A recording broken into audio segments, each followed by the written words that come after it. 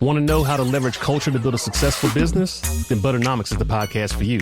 I'm your host, Brandon Butler, founder and CEO of Butter ATL. And on Butternomics, we go deep with today's most influential entrepreneurs, innovators, and business leaders to peel back the layers on how they use culture as a driving force in their business. Butternomics will give you what you need to take your game to the next level. Listen to Butternomics on the iHeartRadio app, Apple Podcasts, or wherever you get your podcasts. What's up, y'all? This is Questlove, and at QLS, I get to hang out with my friends, Sugar Steve, Laia, Fontigolo, Unpaid Bill, and we, at Questlove Supreme, like to nerd out and do deep dives with musicians and actors and politicians and creatives and people that we feel really deserve that attention. We learn, we laugh, we fall down rabbit holes. Listen to Questlove Supreme on the iHeartRadio app, Apple Podcasts, or wherever you get your podcasts. Suprema! Hi, I'm Essie Cupp, and I've spent my career interviewing people about politics, presidential elections, and some really tough breaking news. But now I need a break, and I think you do too. So on my new podcast, Off the Cup, I'll still be interviewing people, usually famous and most likely my friends, but about life. The stuff that consumes us when we're not consumed by politics. So come join me every Wednesday for some conversational self-care. Listen to Off the Cup on the iHeartRadio app, Apple Podcasts, or wherever you get your favorite shows. Let's be honest. Life is stressful. It's work, it's relationships, and the state of the world. But there's a way to bring that stress level down. Calm.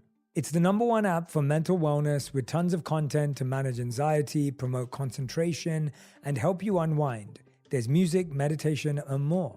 Calm makes it easy to de-stress. You can literally do a 1-minute breathing exercise. Personally, I love the soundscapes. Nothing like a little rain on leaves to help soothe my nervous system. I've actually been working with Calm for a couple of years now, and I'd love for you to check out my series on reducing overwhelm. 8 short practices, quick relief. Right now, listeners of On Purpose get 40% off a subscription to Calm Premium at calm.com/J. That's CALM.com/JAY for 40% off. Calm your mind, change your life. We talk about diapers perpetuating this cycle of poverty. So if you don't have 6 to 8 diapers to drop your child off at daycare, you can't go to work and you can't go to a job interview. So they're stopping. It's really like a block for women and parents being able to go to work. So it's really this symbol of poverty. That's how we look at diapers.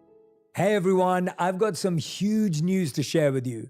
In the last 90 days, 79.4% of our audience came from viewers and listeners that are not subscribed to this channel.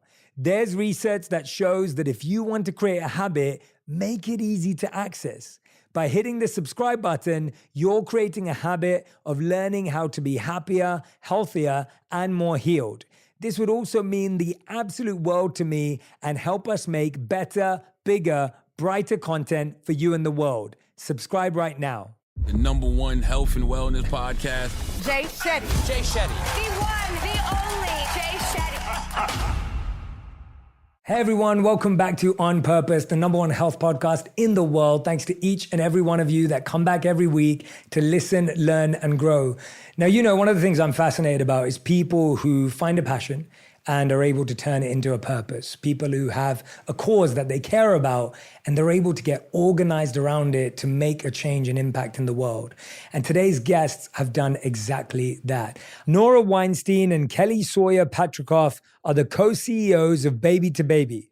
Baby2Baby is a national nonprofit organization that serves more than 1 million children living in poverty every year.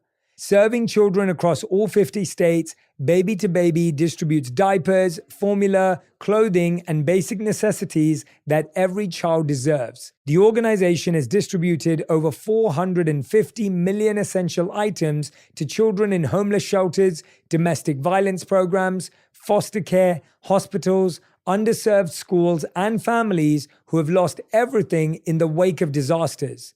Since last year, Baby2Baby has delivered more than 1.5 million emergency supplies to children affected by the Maui wildfires. Please welcome to the show, Nora and Kelly. Thank you both for being here. Thanks for having us. And I'm so grateful to have you both here. And honestly, when my team and I met you both last year, we got to come and join your volunteer program, which was a service day for our team. We'd made a commitment at the company that we wanted to find programs that meant of some importance to the team, causes that people were passionate about on the team. And yours was right up there, and the team wanted to get right behind it.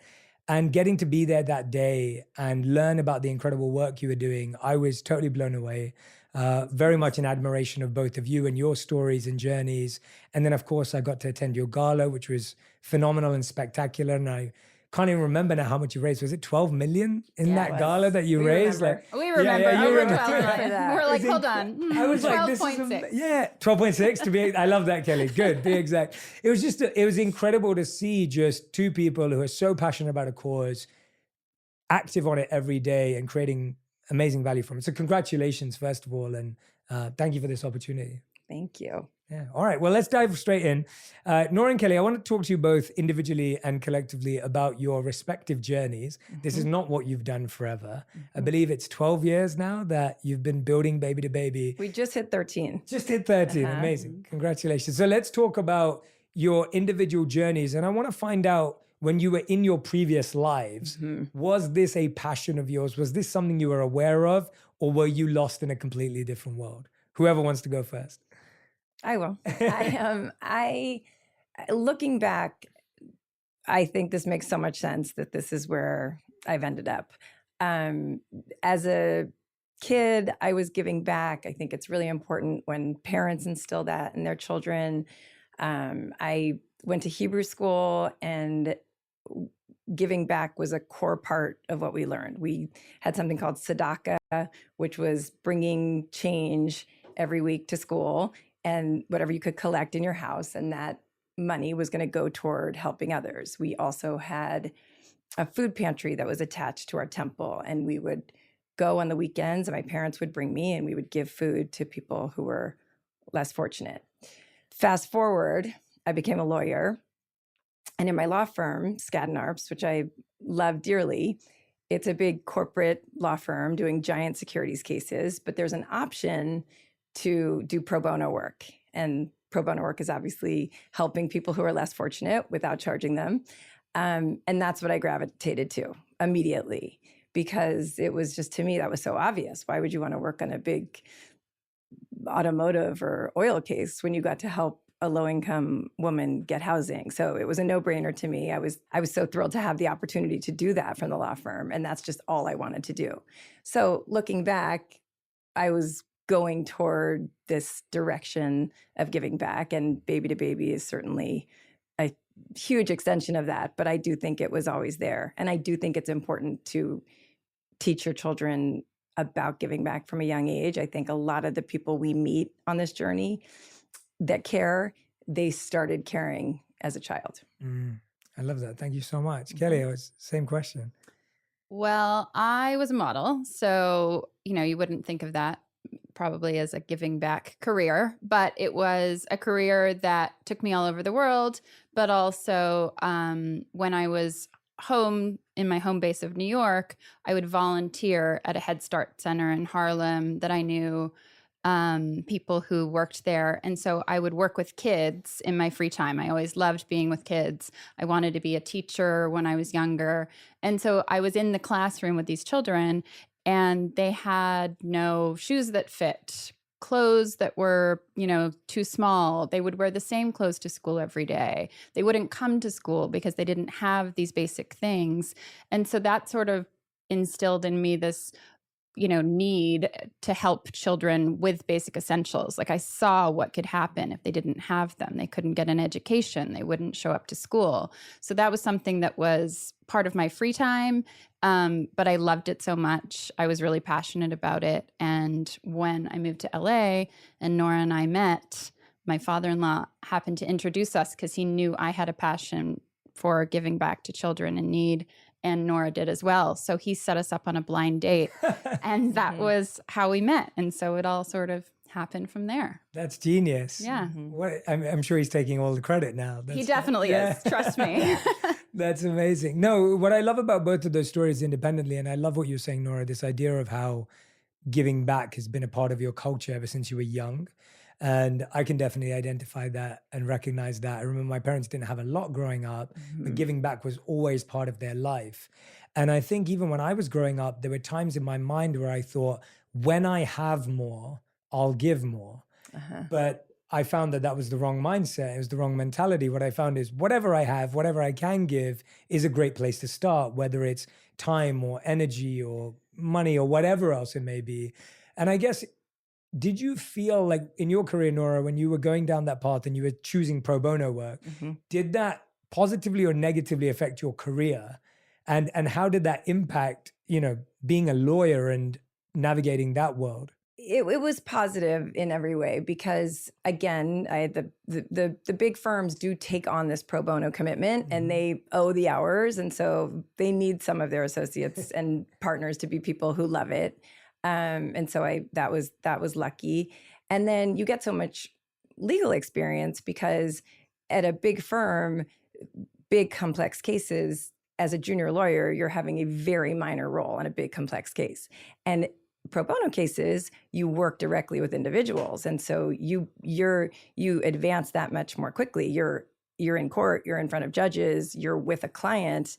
And so I actually think it's a win-win for the law firms because you're gaining experience and also giving back. Yeah, the reason I ask is I feel like people always feel, and I wonder whether you come across this, but I feel a lot of people always feel like if I give back, I'm going to slip behind. Right. I'm going to fall behind, or if I focus on that. And I remember I was at a consulting firm, Accenture, and giving back was a big part of their culture as well. And we had service days in the company, and we had something called ADP, which was Accenture's area of doing pro bono work, and it was encouraged. But I find that that's newer and growing now, whereas, I imagine like 10, 20 years ago, that wasn't the norm. So Kelly, how have you felt about that in terms of like this identity of giving back?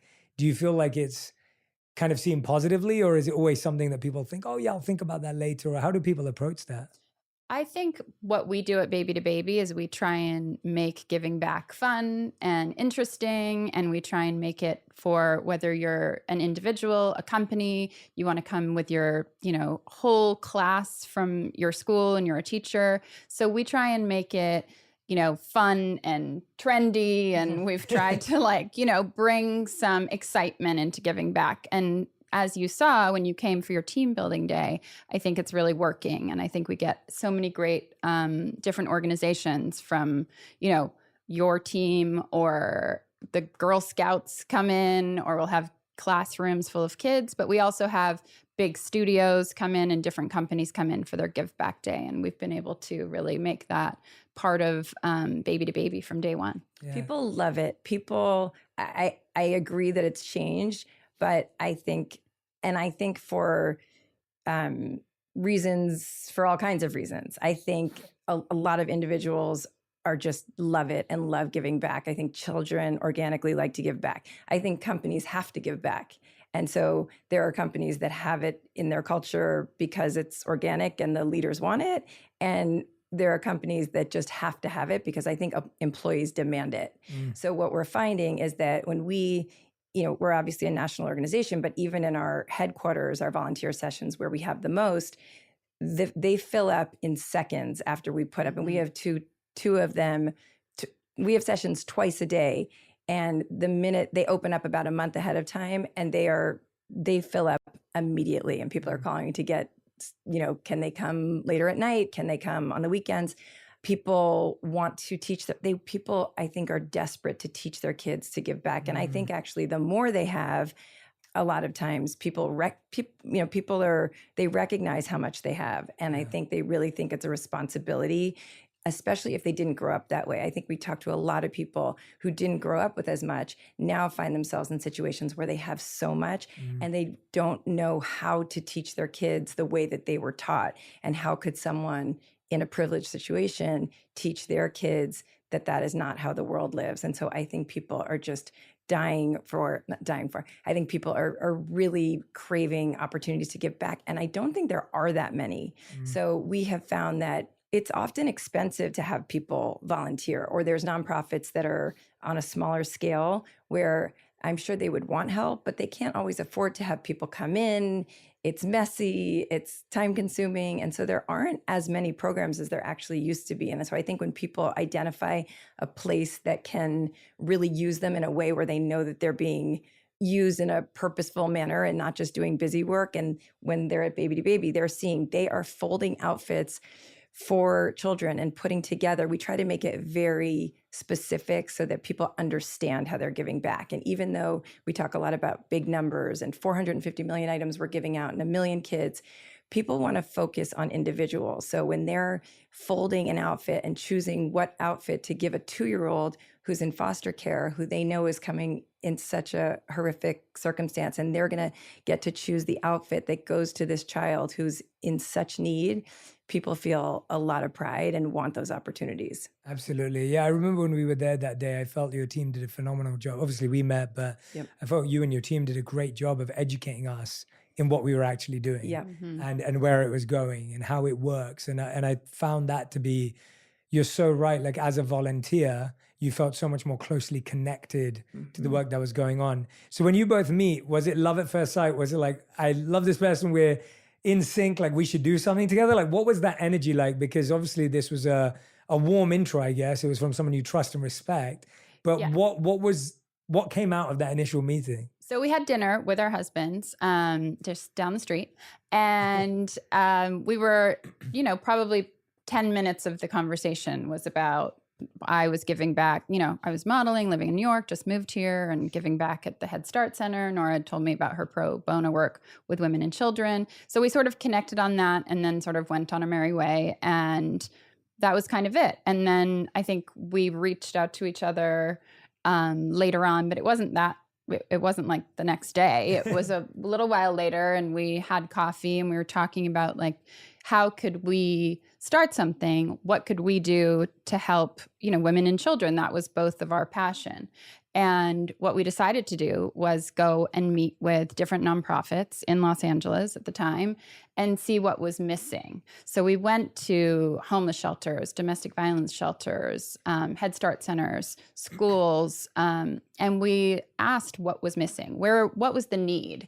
And across the board, no matter who we talked to, it was, we're doing the programming, but what's missing is families are struggling to afford diapers, food, these basic essentials, and sort of a light bulb back to the Head Start Center where I saw the children who couldn't come to school because their shoes were 3 sizes too small, or they hadn't eaten breakfast, or all of these basic things that their needs weren't being met. And it all came together.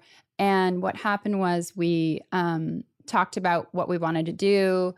Diaper need was one of the things that every single person said. Wow. And at the time, there was this statistic that 1 in 3 families were struggling to afford diapers. Obviously now later, 13 years later, unfortunately, that statistic is that 1 in 2 families now struggle to afford diapers. So we kept hearing this theme of like diaper need, and what could we do about it? And so it was a problem that we kept seeing that we wanted to solve. And so day one, that was sort of like, okay, how could we make this work? What could we do together to fix this? So that was sort of like the light bulb moment for both of us. I love that process, and I want our audience to take note of that, because I think one of the biggest things I hear from my community is, Jay, I care about so many things. How do I choose what to focus on? Like there are so many challenges in the world and I don't know how I fit in. And I think often those questions are very sincere and genuine, but they stop us from making change and having an impact, because we kind of get lost in decision-making and choosing. And I love that approach that you both had of, let's actually go and research, let's go and learn, and let's listen to say, where's the gap? What's missing? How can we solve that? And sorry, go on, Nora. Yeah, I can see you like. Also, because it is all of that, but it's asking the people who need the help. And I think that was like the key that we discovered, which was that and this has helped us for 13 years, is that we can't assume what someone needs. You have to go to the community and ask. And that helped us on day one when we were asking what is the basic need, so that you'd understand, because I don't think it's what we were expecting. We weren't expecting that they were going to say the whole need is diaper need. But then it made sense when we listened.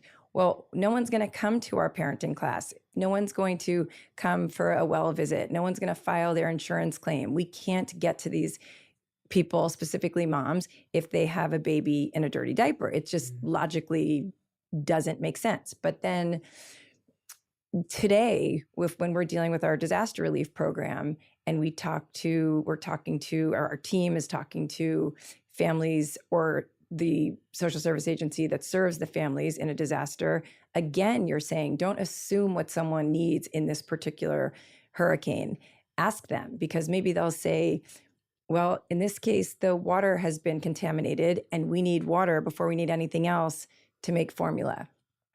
Early on, when we knew people needed gear like cribs and strollers, we worked with companies that had big fancy strollers, and we thought, let's try to get those donated. And then we went to the community and they said, no, we don't want a big fancy stroller. We want a fold up $20 stroller. We're getting on the bus. We have multiple children. We're walking to school and work. And so again, our assumption would have been, let's get the highest tech stroller out there.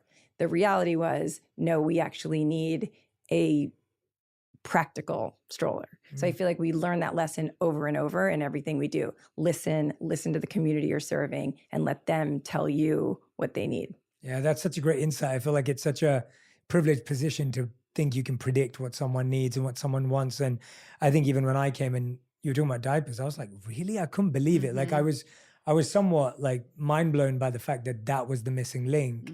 And then when you start learning about it and how much more it affects, as opposed to you think it's just the diaper, and I know we can go into just, the extent of impact that has and all the other supplies that you both focus on providing, you almost think, wow, I would never have known that. Like I wouldn't have come to that off my own accord. And I think sometimes a lot of us are trying to figure out what people need in a silo, isolated from the problem, from the situation, from people, and we're rarely going to get to the right answer.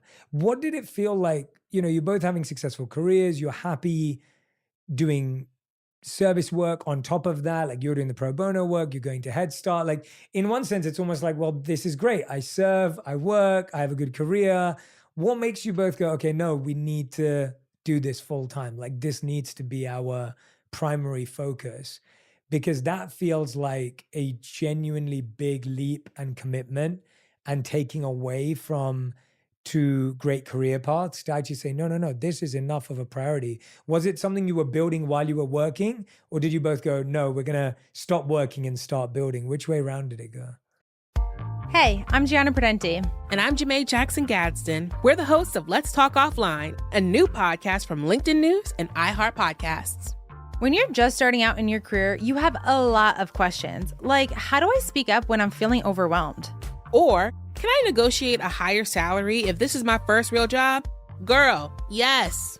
Each week, we answer your unfiltered work questions. Think of us as your work besties you can turn to for advice. And if we don't know the answer, we bring in experts who do, like resume specialist Morgan Sanner. The only difference between the person who doesn't get the job and the person who gets the job is usually who applies. Yeah, I think a lot about that quote. What is it? Like you miss 100% of the shots you never take? Yeah, rejection is scary, but it's better than you rejecting yourself. Together, we'll share what it really takes to thrive in the early years of your career, without sacrificing your sanity or sleep. Listen to Let's Talk Offline on the iHeartRadio app, Apple Podcasts, or wherever you get your podcasts. Hi, I'm Essie Cupp, and I've spent the last 20 plus years knee-deep in politics and the news. I've covered some really tough subjects, from war to genocide to 6 presidential elections, way too much Trump. And you know what? I need a break, like a mental health break from the news, from the triggering headlines. And I kind of suspect some of you listening out there might need a break too. So my new podcast is going to be just that, a fun and loose space where I talk to my famous friends and people I admire about all the stuff that consumes us when we're not consumed by politics. I did not really rebel in the 60s. I had no sex in the 70s. What? I made no money in the 80s. So when true crime came along, I missed that trend too. So many great guests are joining me, from Josh Mankiewicz to Larry Wilmore to Molly Jong-Fast to Josh Gad. I'm so excited that you have this platform, and I am just like hoping that I don't destroy the platform in its earliest stages. Listen to Off the Cuff on the iHeart Radio app, Apple Podcasts, or wherever you get your favorite shows. Hey, I'm Jack Beast Thomas, the host of a brand new Black Effect original series, Black Lit, the podcast for diving deep into the rich world of Black literature. I'm Jack Beast Thomas, and I'm inviting you to join me in a vibrant community of literary enthusiasts dedicated to protecting and celebrating our stories. Black Lit is for the page turners, for those who listen to audiobooks while commuting or running errands, for those who find themselves seeking solace, wisdom, and refuge between the chapters. From thought-provoking novels to powerful poetry, we'll explore the stories that shape our culture. Together, we'll dissect classics and contemporary works while uncovering the stories of the brilliant writers behind them. Blacklit is here to amplify the voices of Black writers and to bring their words to life. Listen to Blacklit on the iHeartRadio app, Apple Podcasts, or wherever you get your podcasts. It all happened very fast. So I think we were slowing down on our other careers and projects. But once we started, it took off very quickly. So there was immediately no room to do anything else. We actually had a event very early on where we wanted to kind of announce this, that we had taken over Baby2Baby and that we wanted to make a really big impact and we wanted to work quickly. We both I think, have very big ideas and dreams. And so we put together a small event to just make this announcement. And we didn't want to spend any money. So we went to friends and had a publicist help, got a photographer there and a friend who had a hotel space to donate and some alcohol. So in case we were asking for money, we wanted to make sure people were in good moods. And does that work? Yes. Yeah. It's one of our big secrets. Got it. Uh-huh. As you probably saw at the gala. Yes. Yeah. We had this event, talked a little bit about the mission of Baby2Baby and where we wanted to go with it. And two of our day one board members, Jessica Alba and Nicole Ritchie, both came to the event and had their picture taken by the pro bono photographer. And the picture showed up a few days later in Us Magazine. Kelly and I at the time had one intern, and we had a very small 600 square foot storefront space. And we got a phone call a few days later from a big publicity company that represented Kimberly Clark, who owned Huggies Diapers. And they said, we answered the phone, and they said they had seen the picture and they wanted to know if they could donate $100,000 and 100,000 diapers. Again, this is week 2 on the job. We had like 4 boxes of diapers sitting next to us. And we were like, yeah, we'll take 100,000 diapers. Thank you. Please send them over right now. And then they said, well, do you guys accept pallets? And we're Googling, like, what is a pallet? We're like, yes, we take pallets. A lawyer and a model, not a lot of pallets in our And back. then they're like, do you guys have forklifts? I'm like, of course we have forklifts. Yes. And I'm like, where do you rent a forklift? And we're trying to figure it out. And we're like, sure, no problem. And then the truck shows up. The biggest truck we've ever seen. And we were wearing these shoes. Which are heels, in case they're listening. And we got on the truck, and our intern popped on too, and a very nice driver. And we learned quickly what it meant that they were on pallets, which made them difficult. We were there with the X-Acto knives, getting the plastic off and the crates open and trying to unload them ourselves with the truck driver and the intern, the 4 of us. But we did it. Yeah. And we filled our small storefront space and spilled out a little bit. And the moral of the story is, well, there are 2 morals of the story, but we gave them out in one day. So we called, this is 100,000 diapers. It's a lot of diapers. And we called contacts at homeless shelters, some schools, some local hospitals, and said, we have diapers for free to give out. Would you like to come get them? And it was astonishing to see. They were truly, we say they were truly like gold that people were picking up, and how what it meant to people and the relief that it was showing. Again, this was not, we don't serve individuals directly because it's has been more efficient for us to scale to give to other organizations that can give them out to their clients and fill the whole shelter or school or know who's in the most need, which is important to us. Mm-hmm. But they went out the door in one day. Now, we can talk later that was 100,000 diapers. Now to date, we've given out 200 million. But at that time, it was so many. And I think it taught us probably our two most important lessons. One, diaper need was enormous and not going anywhere. And two, the power of these celebrity endorsements and sponsorships. So just from two women getting behind us, a company wanted to give us that. And we have created that into a playbook where with dozens and dozens and dozens of amazing women, actresses, celebrities, entrepreneurs, CEOs, we've been able to take advantage of their platforms. And that is what has catapulted us to be able to give away hundreds of millions of items. Yeah, absolutely. What a first week at the job. That's pretty intense. And I can totally resonate with. I remember I was 16 years old and I used to work at a grocery store. And I remember Me too.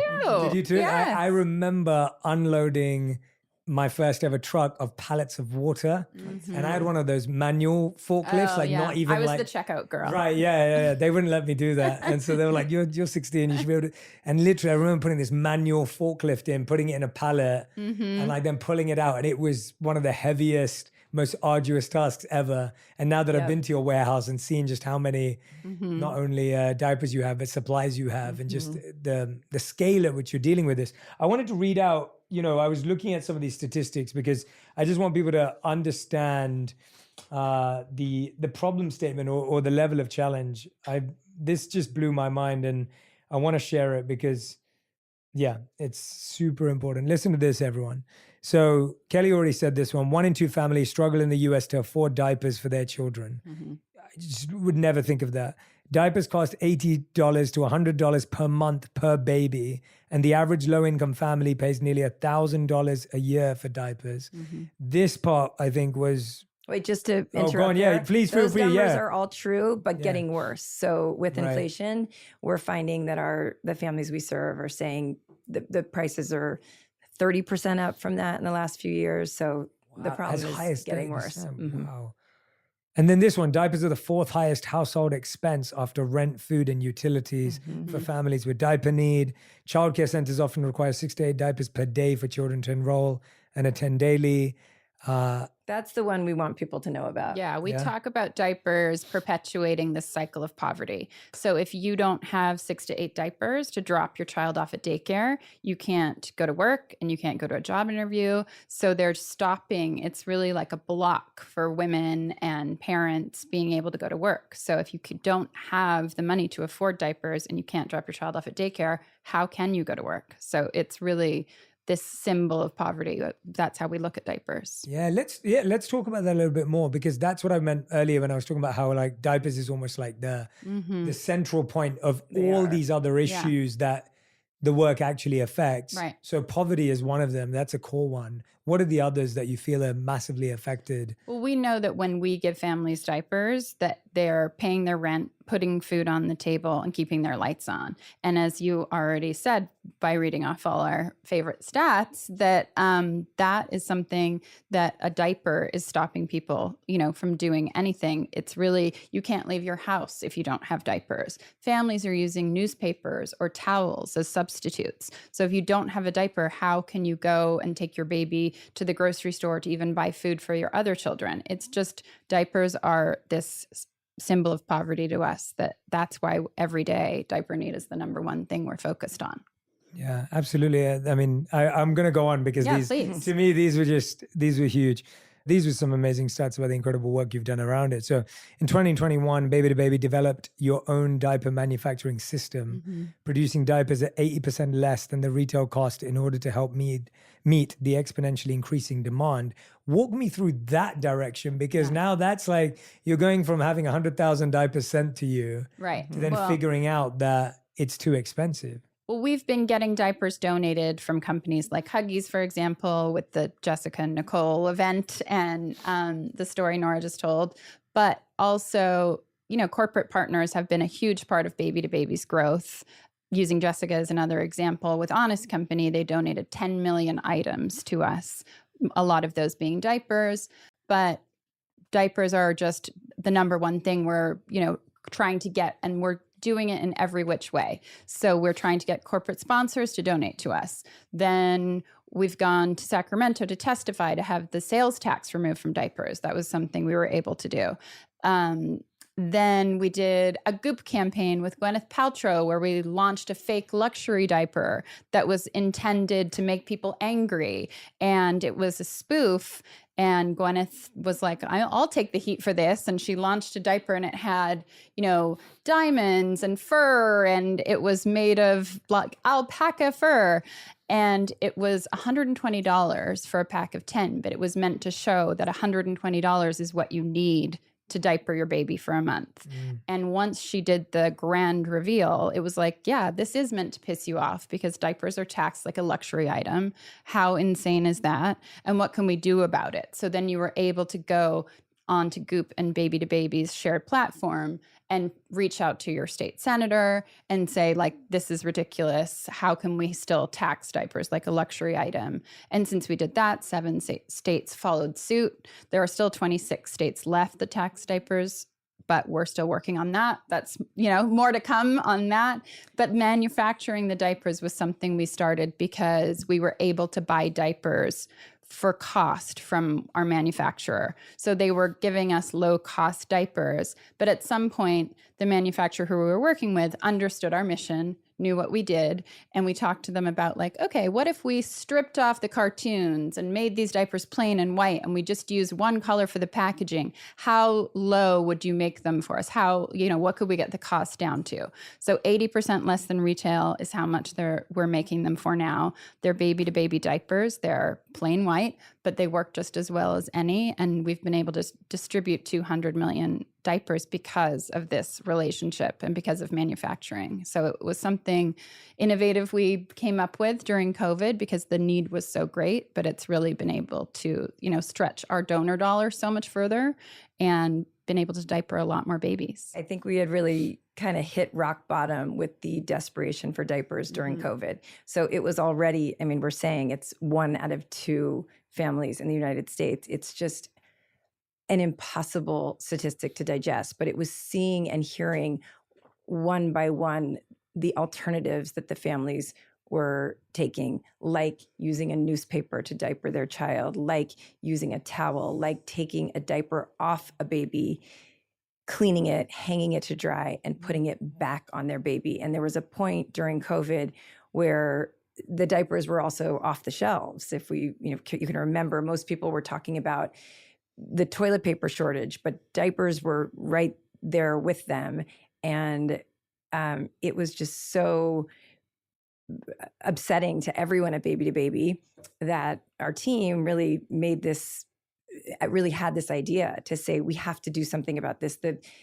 Our need had gone up 500% just at Baby2Baby alone in the weeks when COVID started. And so that was when we kind of in desperation went to these manufacturing partners and said, we know we're doing a lot. It's not enough. And we talked about scratching surfaces earlier. We're proud that we've given out 200 million diapers. It's more than any organization like ours in the country, but it's not enough. We have this year alone, just from the families we serve, we have requests for 1.5 billion diapers.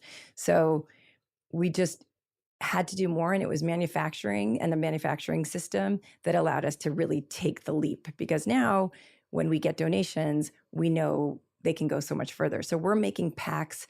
Families in our program are buying packs for an average of $20. We're making packs for $3.50, and of course not charging them and donating them. And it's something that manufacturing is allowing us to move the needle. Still scratch the surface, but move the needle. Absolutely. No, definitely moving the needle. And I'm blown away because it's incredible marketing mixed with incredible systems, incredible management.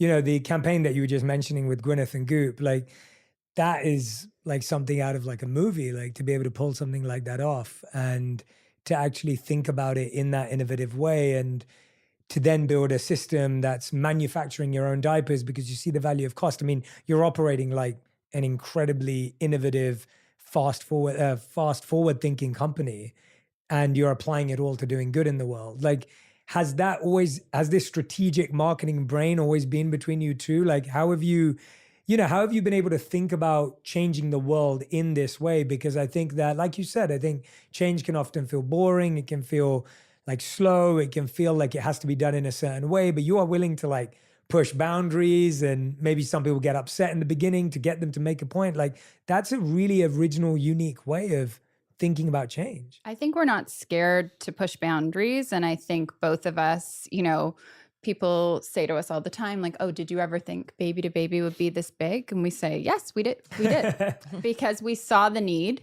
We saw, what we needed to do, and we went for it. And we do that every day. And so being innovative and coming up with fun, exciting marketing things or whatever we're doing, I think bringing the community together and collaborating with whether it's celebrity or corporate partners is something that we love doing and that we will continue to do. And we've done it in so many ways. Like this year, we talk about all the time. We partnered with the White House and HHS in 2023 last year, and we launched a pilot program that was creating maternal and newborn supply kits. And we did it for the 3 states with the highest maternal mortality rates and the highest child poverty rates. And so it was a pilot program for these 3 states, Arkansas, New Mexico, and Louisiana. And in partnership with the White House and HHS, and the vice president came to Baby2Baby to launch it with us. This year, we're now able to go to 10 states with Huggies, back to Huggies. Huggies came back in, and their partnership with a multi-million-dollar pledge, we're now going to take it to 10 states. So that pilot program, it's public-private partnerships, it's corporate partners, it's using, celebrity like we did from day one. We just had Olivia Wilde, Kelly Rowland, and Ciara came to help spread the word that we're, now in 10 states, and we're bringing this pilot program to 10 states this year. And just being able to do things like that, I think definitely keeps our days exciting and, makes it interesting and innovative. And I think nonprofit can be. So I think we're trying to make that part of nonprofit. It doesn't have to be boring. It doesn't have to be status quo, And I think everyone won in that example that Kelly just gave about our maternal mortality initiative, in that the celebrity ambassadors who are so amazing, the 3 women that came to get attention for the program, they care deeply about maternal mortality. Obviously, your audience is familiar with how in the United States, the maternal mortality rates are worse than they were 20 years ago, and that Black women are dying at 3 times or 4 times, up to 4 times the rate of other women. And I think everyone wants to come up with a solution, I hope. And so in that example, it really was a real public-private partnership with, again, we had the White House and the Department of Health and Human Services on that end needing to give it legitimacy and the platform that they bring to the table. Huggies was such an important partner on the corporate end because these programs need money and they need supplies. And so they had the diapers, they had the breastfeeding supplies, and they were able to donate those. Women like Olivia Wilde and Ciara and Kelly Rowland, they care deeply about maternal mortality and wanted to use their platforms, use their enormous social media numbers, and bring attention to a problem and show that they were coming up with a solution. Baby2Baby has this incredible team that is there to have worked for 13 years to identify which states and which organizations in which states have the most vulnerable mothers who could get to the right hospitals, these items that they so desperately need. So I think it's really attacking. I think one of the things that Kelly and I really love about it is attacking these problems from multiple angles. And so, yes, we bring in we understand and can explain to people why we need the help of the corporation, what the government can do to help, what part the celebrity or ambassador can play. And I think they all appreciate that. And again, it's led to this great program. Yeah, what I'm hearing is like a very deep understanding of the problem is what's allowing you to engage with all these stakeholders. Like the reason you're able to get the government involved or get corporations involved or get celebrities involved is because you deeply understand the intricacies of the challenge.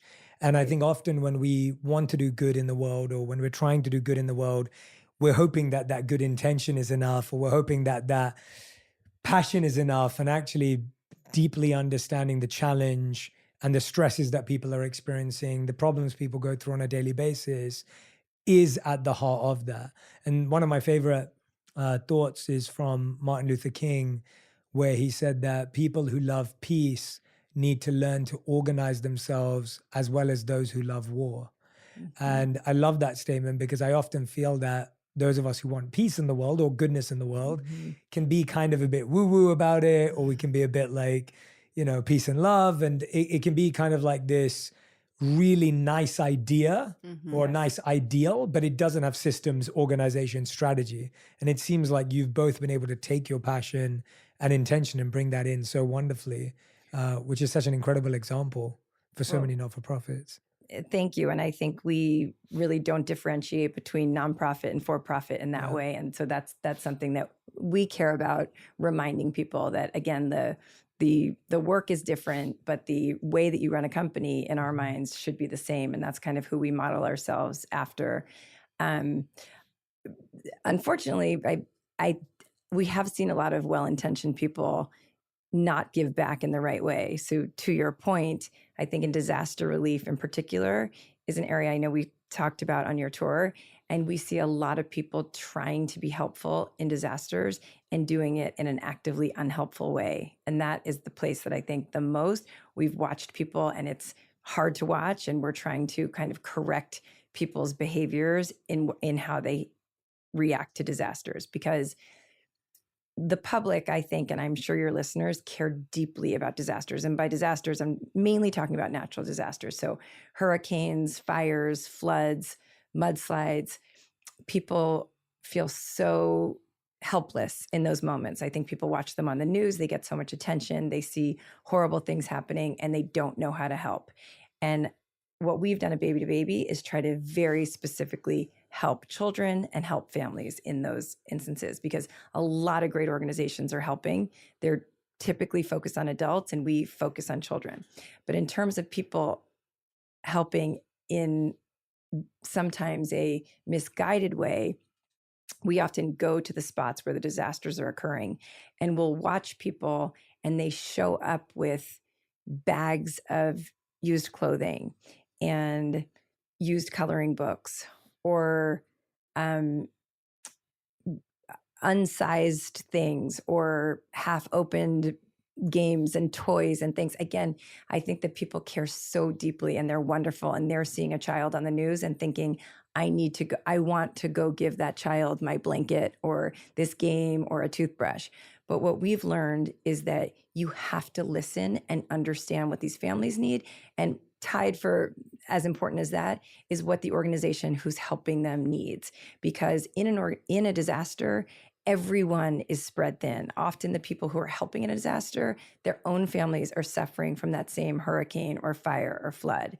And the organizations are often small. They're not always large-scale organizations. Often they're small volunteer-based groups that are trying to do their best to give out supplies. So when you inundate them with things that they don't need at that time, they don't have room, they don't have the man or woman power to accept the items. People fly planes into places without having the right destination, and so we talk to partners who are on the ground saying these donations are blocking the roads. So they're not just not helpful. They are actively unhelpful. They are blocking our roads. We are trying to find missing people. We are trying to get emergency services out, and people are in their very, very well-intentioned ways really hurting the system. So what we have learned organizationally is to listen so carefully and not just understand you need blankets, you need diapers. What size diapers do you need? How many do you need? Because if your space can only accommodate 3 pallets, you cannot send them 6 in the middle of a disaster. You have to send them 3 at a time. And I think for people listening, you have to listen to organizations you trust in how to help. It might be money. It might be the most helpful thing would be to send $10 to an organization. It might be an organization that allows you to say, we need toothbrushes, but you can't guess what people need. You have to step back, listen, and then try to help people in the way that they need to be helped. What's up, y'all? This is Questlove, and at QLS, I get to hang out with my friends, Sugar Steve, Laia, Fontigolo, Unpaid Bill, and we, at Questlove Supreme like to nerd out and do deep dives with musicians and actors and politicians and journalists. We give you the stories behind all your favorite artists and creatives that you have never heard. I'm talking about stories behind their life journeys and their works of art. I love QLS because of the QLS Team Supreme. They're like a second family to me. If you're a fan of deep diving into music, everything, almanacking your musical history, and learning things about hip-hop artists and things you never thought, then you're a lot like me. But you're also a fan of Questlove Supreme. One of the things I love the most about this show is that we get to learn from the masters. I look at being on this show as my graduate program in music. Listen to Questlove Supreme on the iHeartRadio app, Apple Podcasts, or wherever you get your podcasts. Suprema! Want to know how to leverage culture to build a successful business? Then Butternomics is the podcast for you. I'm your host, Brandon Butler, founder and CEO of Butter ATL. Over my career, I've built and helped run multiple 7-figure businesses that leverage culture and built successful brands. Now I want to share what I've learned with you. And on Butternomics, we go deep with today's most influential entrepreneurs, innovators, and business leaders to peel back the layers on how they use culture as the driving force in their business.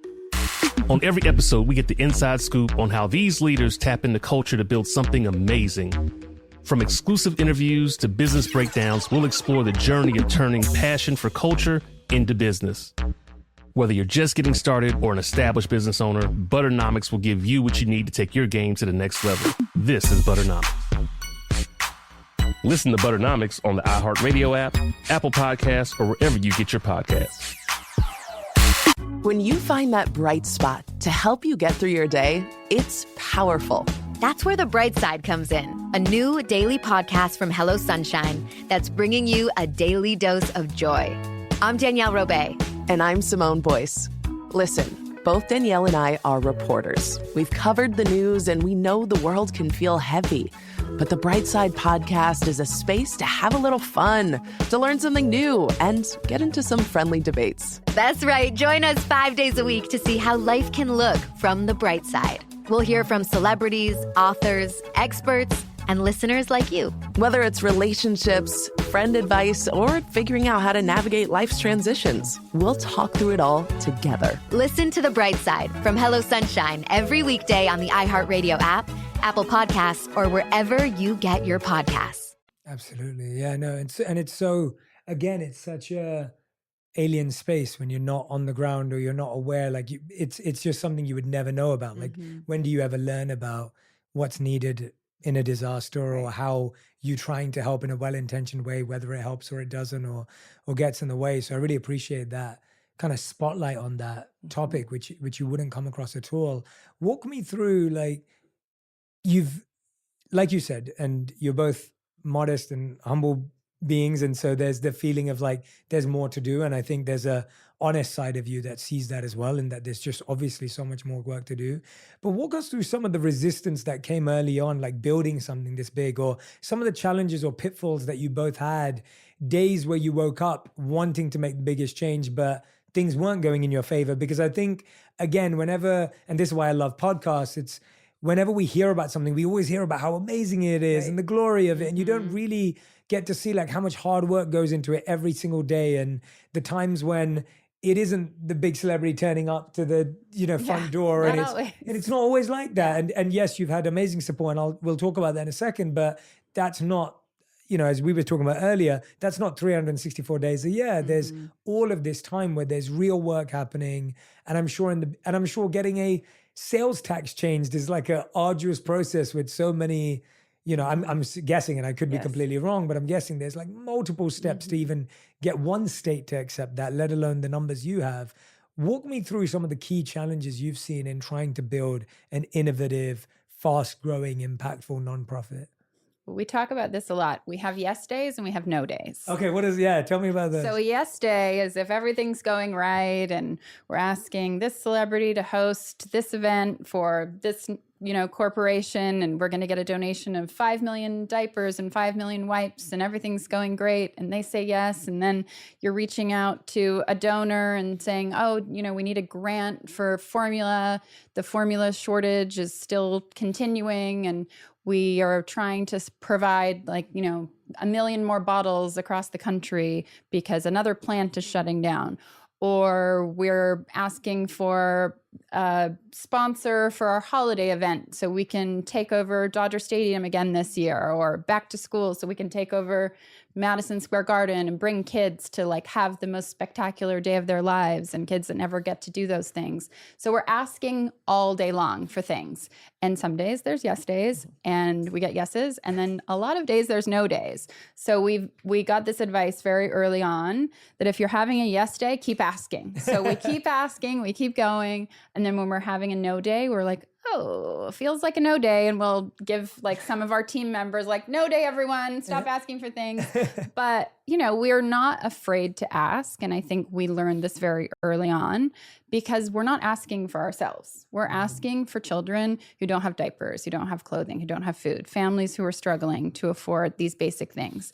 So never are we afraid to ask? And even if we do get no's, which we do all the time, it may from afar appear, Baby2Baby is so successful. Sure, it we looks that way. Text and email chains where we've written to the person 15 times and it's all blue or all green blank. we're not hearing back. No answers. We're used to unfazed. that. It doesn't matter because we're not asking for ourselves. We're asking for, children who are struggling to afford these basic things. So it never phases us. 2 examples of some challenges. One is we did not get the sales tax repealed on our first try. In fact, we got very directly rejected on our first few times going to Sacramento, trying to get California to repeal the sales tax on California. We just got big no's and we were sent home and packing.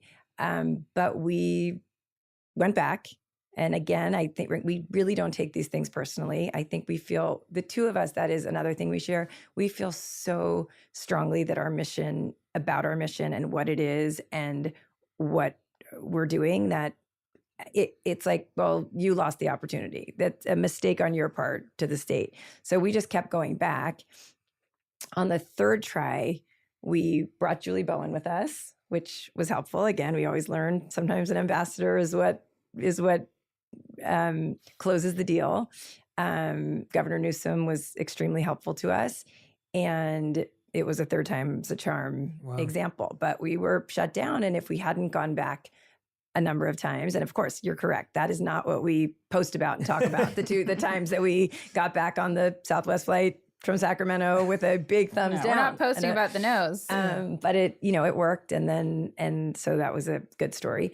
I think one of the hardest decisions we've had to make is that at the beginning of Baby2Baby, we would allow people to drop off or send us and mail in gently used items, clothing, toys, cribs, car seats, you name it. And it was a beautiful thing because it's really where the name Baby2Baby comes from, is the idea of giving another child something that you have used and now this other child can grow from that is wonderful. And we hope that smaller organizations continue to do that, whether it's an organization or a religious institution or a women's shelter, or it's wonderful when people can do it. What we found was, in order to scale Baby2Baby, that could not be the core of our mission, because getting tons of pounds of people's gently used stuff, as noble as it sounds, was not working for us. It was expensive to go through because it's so important to us that everything we give out is something that is in pristine and perfect condition to these children who deserve things to be in pristine and perfect condition. And so we had to have someone touch every single item of clothing and see that a onesie had spit up on it, see that a puzzle that was 300 pieces had 300 pieces and not 258, because no child wants to do a puzzle with 258 pieces. It doesn't matter who you are. And there were expired things. There were things that weren't for children, and people, again, I think they were well-intentioned people, but they dropped in their adults. What are some things that we got? We got some knives. Everything you can we got imagine. some Knife bras. sets, bras, all sorts of things. And only about 1/3 of what was donated when we were accepting gently used items. At best. 1/3 was usable. Wow. So And that's expensive and time consuming and not helpful. So we have the lion's share of what we do now is all corporate donations. We gave out $63 million of goods last year. We don't want to scare people off with those numbers, because a donation of 4 cans of formula is amazing for us. There is truly no donation too big or too small, because 4 cans of formula is many bottles for many babies who need it so deeply. So we love small and big donations, but we take new and corporate and palletized donations because it's the way we're able to give out 450 million items. But that was a very hard turning point. And when you're talking about lessons and challenges, I think it was upsetting to a lot of people, because I think people really love the idea of passing things forward. And again, we love it too, which is why we adopted it in the beginning. But it proved to be not effective for scaling, and so that was a hard decision to have to make. Yeah, what I'm hearing is just this idea that, these things are beautiful and they are wonderful, and when we can share what we have and something that's been used in advance, and if it helps a community center or someone in our locale or a family member or something that's recycled, is beautiful. But when you're trying to scale across a country, it's and also disasters as well, that isn't necessarily the most effective way. And I feel that's, again, going back to this idea, no wonder Time 100 named you one of the most innovative companies, like that lesson of being able to adapt and be flexible and learn and grow and say, okay, well, we actually believe in this, but it doesn't actually work. Yeah, it was very hard to say no. Yeah, I can't imagine what that feels like, because you're like, wait a minute, this obviously makes sense to us and it makes sense to me listening to you both, but then like, oh, I get why that isn't the idea that takes off and that isn't the idea that works in practice. I mean, that thinking, that thought process goes back to being a fast-thinking company.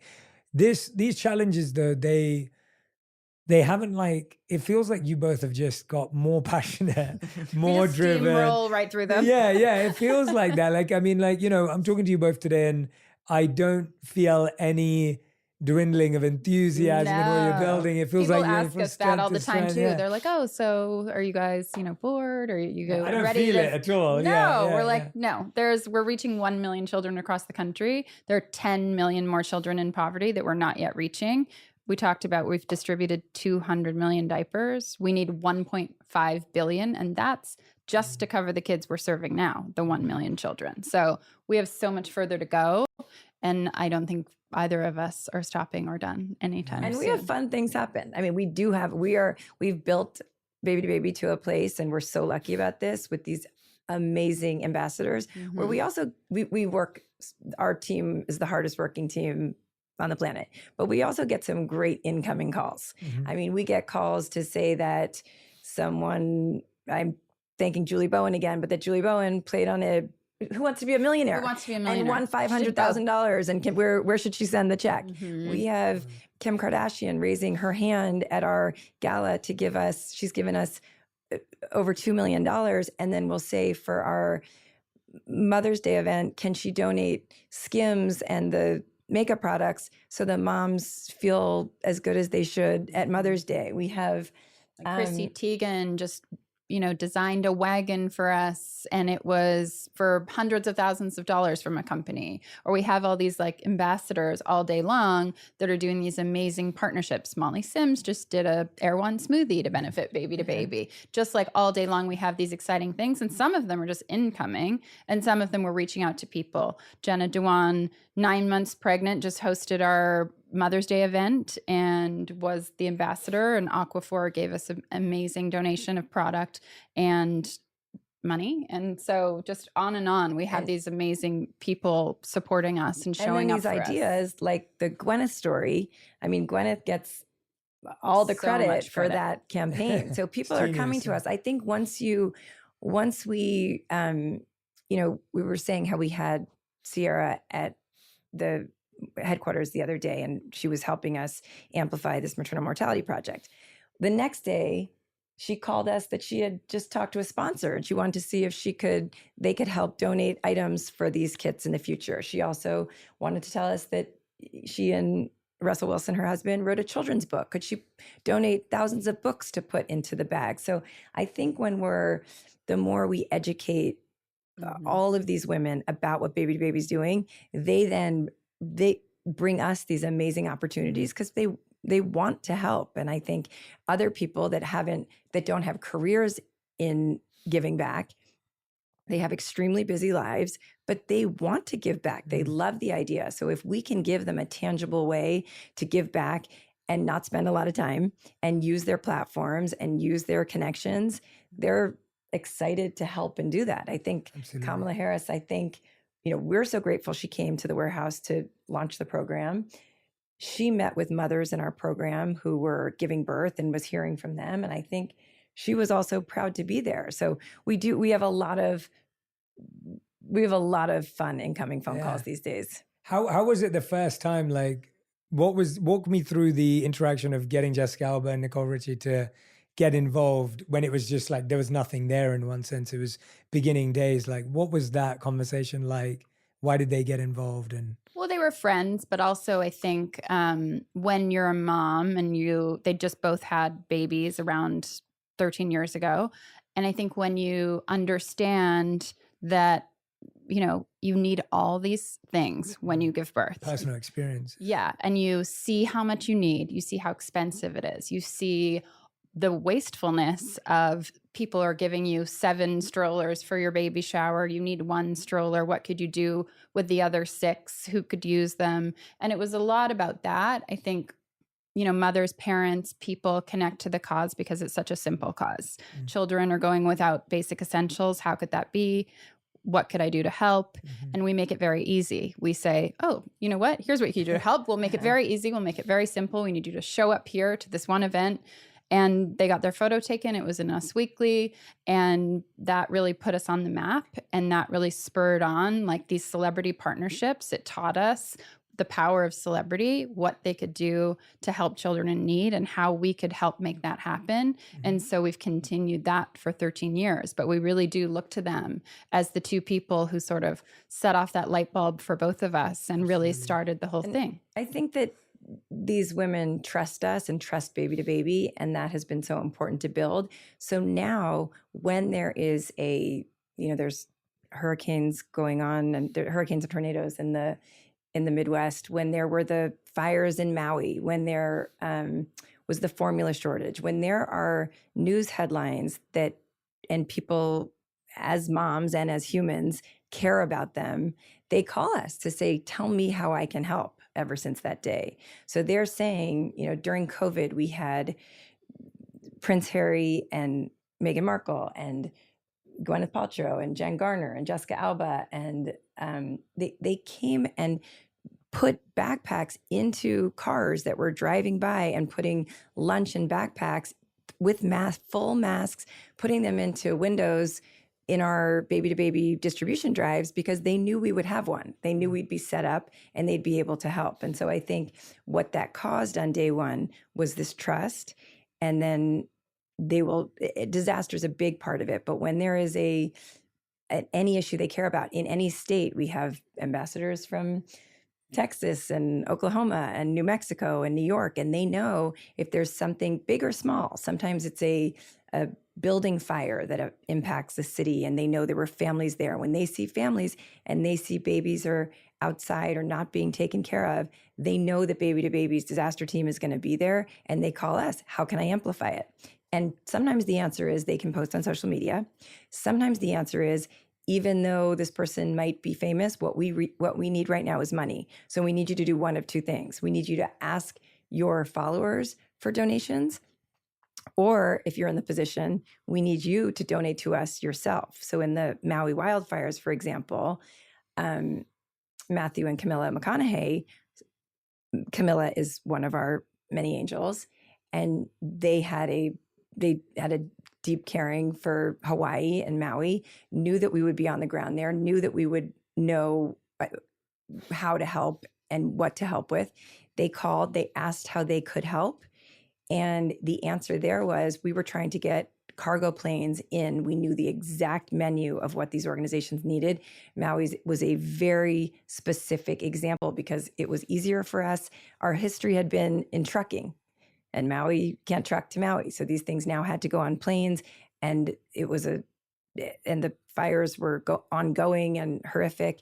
And they said, how can we help? And we said, actually, what we need you to do right now is help us pay for this first cargo plane to get out, because we know if you do that, others will follow. So that was just pure funds. They gave us, the cargo plane went out, it got to Maui. We helped so many families. 9 months later, we're still helping families. Disasters do not end a week later. The families, there's still displaced families. There's families living in hotels. There's families that have lost jobs. And because of that initial vote of confidence from two very well-known ambassadors, we had people all over the country sending us $25 donations that add up significantly and have allowed us to have this long-term recovery. And Matthew did a video with his son that went viral, and it was, everywhere. It was all over Instagram. It was in People, and it was saying, like, this is what my family's doing. I want to help these families in Maui. We're going to come together and we're donating this amount. Please join us. And because that video went viral and he used his platform, and that really took off in such a way, that's why we've been able to continue helping for 9 months, because we were able to raise that money in that moment. And that really extended our, finances to be able to pay and ship and send more and more pallets and pallets of basic essentials into Maui for the families we serve there. And speaking of Maui, a quick shout out to our program and disaster relief teams. Something that made us so proud during that horrific period was that because of the year-round work we do, getting to know these partners, listening to them, our team had 2 days before the fires broke out, had made a delivery on Hawaii, so that when it was impossible to get anything in from the mainland United States, our stuff had just landed because we were helping families who were living in poverty beyond the fires. And so immediately we were able to start distributing. And talking about, listening to the community and listening and asking questions and seeing what's needed.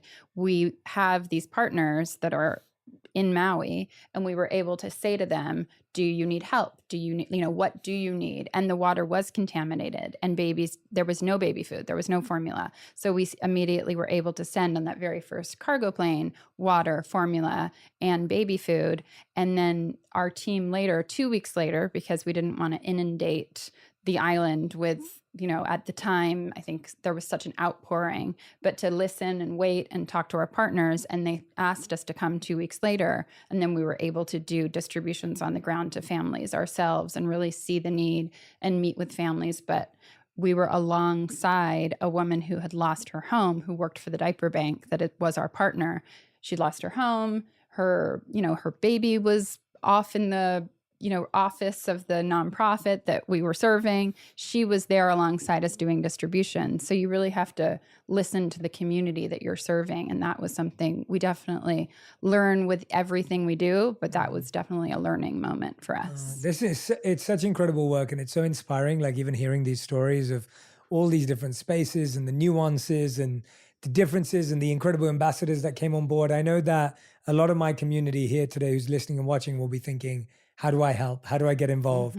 And I think as that culture that I think you both have lived in your own life and wanted to create, and something that I feel is amazing, is if we can start helping from where we are, no matter where we are and whoever we are, and like you said, everything does matter and it does make an impact.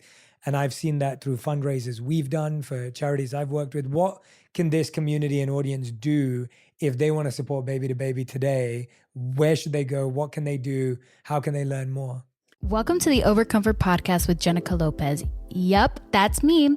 You may know my late mom, Jenny Rivera, my queen. She's been my guiding light as I bring you a new season of Overcomfort Podcast. This season, I'll continue to discover and encourage you and me to get out of our comfort zones and choose our calling. Join me as I dive into conversations that will inspire you, challenge you, and bring you healing. We're on this journey together. I'm opening up about my life and telling my story in my own words. Yes, you'll hear it from me first before the cheeseman lands on your social media feed. If you thought you knew everything, guess again. So I took another test with Ancestry, and it told me a lot about who I am. And it led me to my biological father. And everyone here, my friends laugh, but I'm Puerto Rican. Listen to the Overcomfort Podcast with Jenica Lopez as part of My Cultura Podcast Network, available on the iHeartRadio app, Apple Podcasts, or wherever you get your podcast. Get emotional with me, Radhi Devlukia, in my new podcast, A Really Good Cry. We're going to talk about and go through all the things that are sometimes difficult to process alone. We're going to go over how to regulate your emotions, diving deep into holistic personal development, and just building your mindset to have a happier, healthier life. We're going to be talking with some of my best friends. I didn't know we were going to go there on this. People that I admire. When we say listen to your body, really tune into what's going on. Authors of books that have changed my life. Now you're talking about sympathy, which is different than empathy, right? And basically have conversations that can help us get through this crazy thing we call life. I already believe in myself. I already see myself. And so when people give me an opportunity, I'm just like, oh, great, you see me too. We'll laugh together, we'll cry together, and find a way through all of our emotions. Never forget, it's okay to cry as long as you make it a really good one. Listen to A Really Good Cry with Radhi Devlukia on the iHeartRadio app, Apple Podcasts, or wherever you get your podcasts. Hey, everybody. Welcome to Across Generations, where the voices of Black women unite in powerful conversations. I'm your host, Tiffany Cross. I want you all to join me and be a part of sisterhood, friendship, wisdom, and laughter. In every episode, we gather a seasoned elder. But even with a child, there's no such thing as the wrong thing if you love them. Myself as the middle generation. I don't feel like I have to get married at this big age in life, but it is a desire I have and something that I've navigated in dating. And a vibrant young soul for engaging intergenerational conversations. I'm very jealous of your generation that didn't have to deal with Instagram and Tinder. This is Across Generations, where Black women's voices unite, and together, you know how we do, we create magic. Listen to Across Generations podcast on the iHeartRadio app, Apple Podcasts, or wherever you get your podcasts. I think we say every little bit helps. And when we say we've distributed 200 million diapers, that's a big number. But one pack of diapers goes to a family who's struggling to afford diapers or food, who's choosing between diapers or food. So if you can give one pack of diapers, 5 packs of diapers, whether that's $10 or $25, those things really make a difference. And we always say no donation is too small. Those things really matter to us.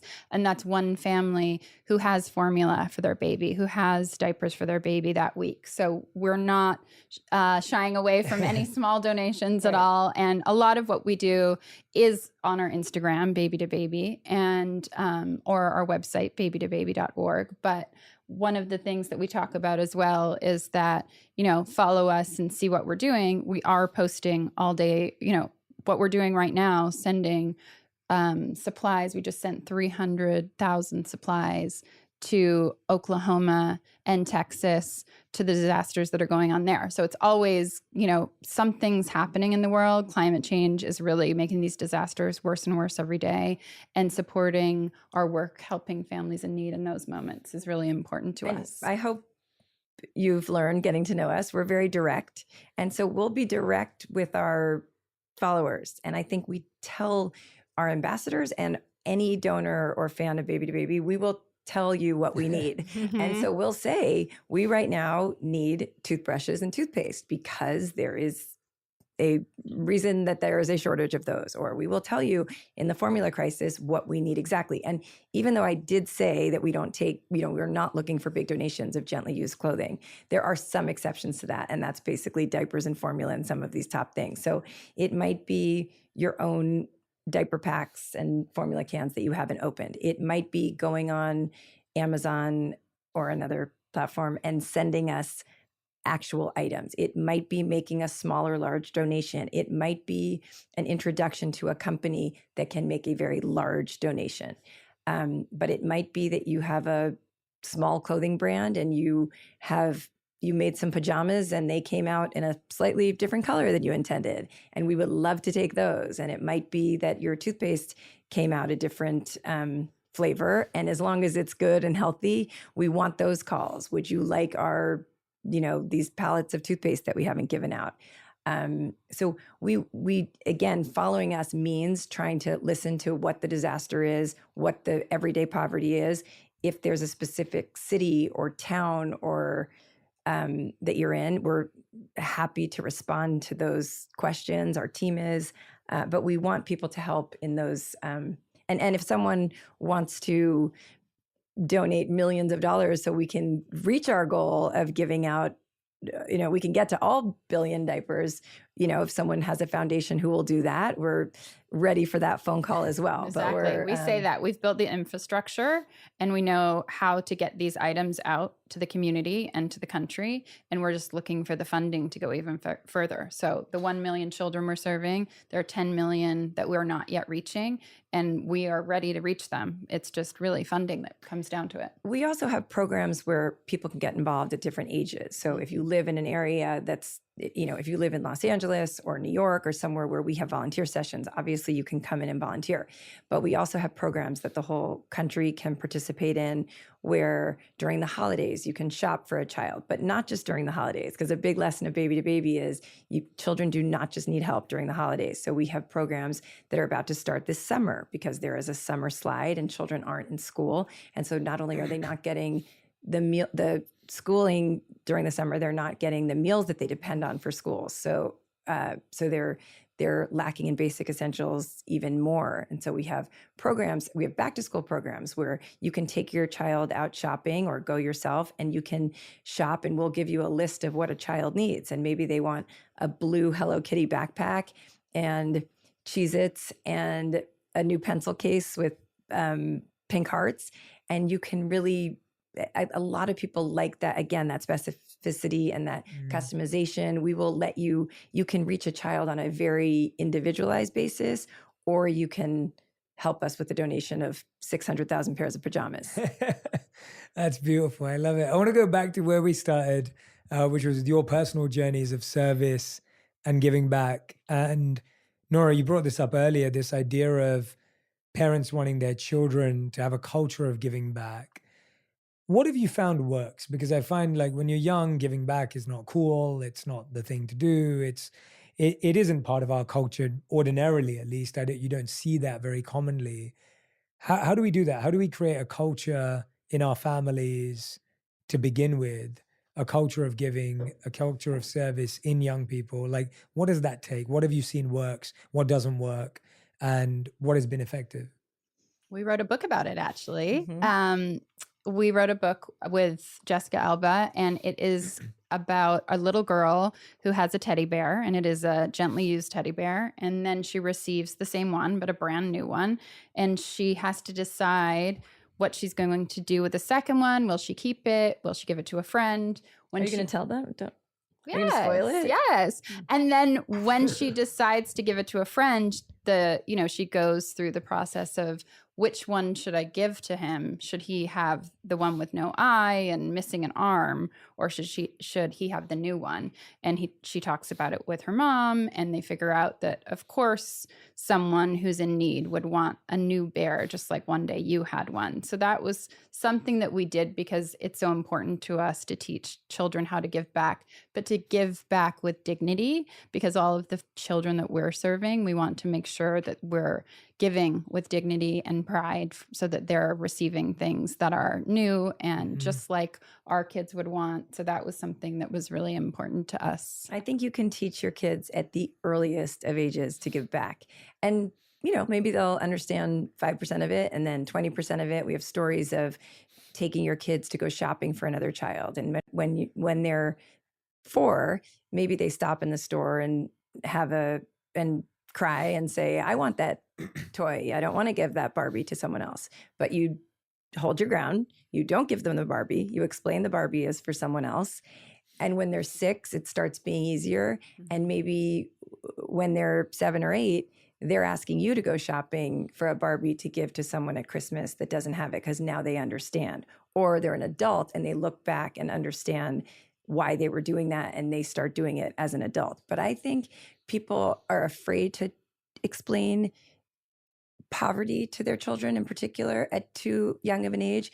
And we've just been amazed by the children that come into Baby2Baby, the children that come to volunteer. They have such amazing questions and they understand and they point out things that we wouldn't even thought of. You know, you'll say to them, what do you think a child might need if you didn't have a home? What might you need? And you think they're going to say, you know, food and they'll say like, I think they would need a nightlight, or I think, you know, they just say things that surprise you and they are paying attention. And I do think they understand. And I think you have to drive on the street and not ignore people experiencing homelessness. I think you have to point it out to your children and talk about what you should do and talk about how they can help and let them think about, can we help with money?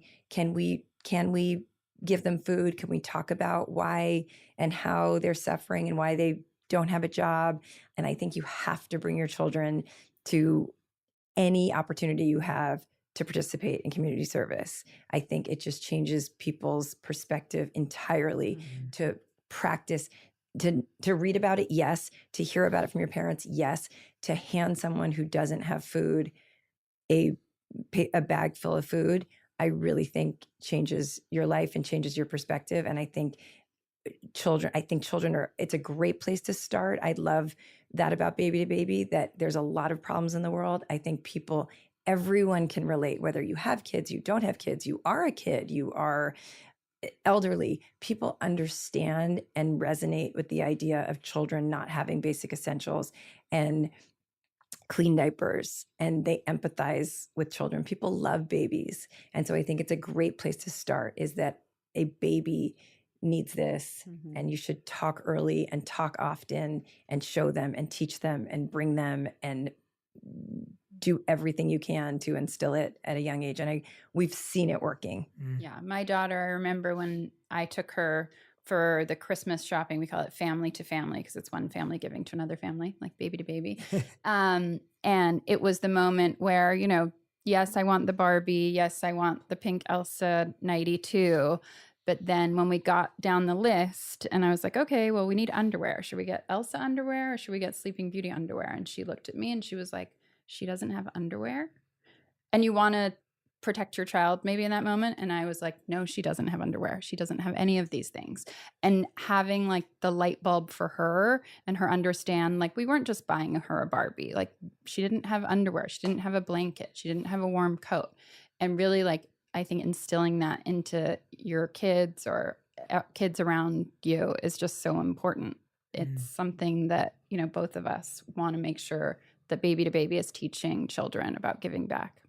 What do you think parents are scared of in doing that? Like you said, like facing the homelessness, having that moment and saying, no, she doesn't have underwear. Like what is the fear? I think they're too young to understand, or it's too like scary. The reality is too scary. But I think being able to tell them from a young age, and obviously in an age appropriate way, but that's what we try and do. We try and keep, you know, kids come in from 7 and up and they're volunteering and they understand there's a baby who doesn't have a blanket, who doesn't have a onesie, who doesn't have a passy, and I'm going to make this for them and I'm going to put this together for them. And then when I leave here, it's going to get delivered to them and I made it. And that pride that kids feel in that is really important. And I think really instills that giving back in them. And maybe you can consider for your birthday party, either having people give presents for kids who need presents more than you do. Or if that's difficult, which it is, and I'm not saying mine, we're so excited about it. I think sometimes our kids were like,